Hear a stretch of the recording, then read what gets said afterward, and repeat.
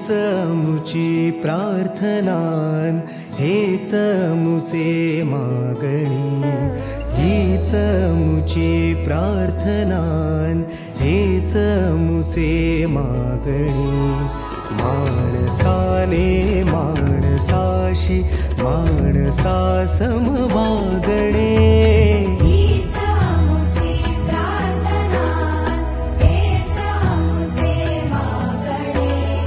माणसाने माणसाशी माणसा सम वागणे, हीच अमुची प्रार्थना.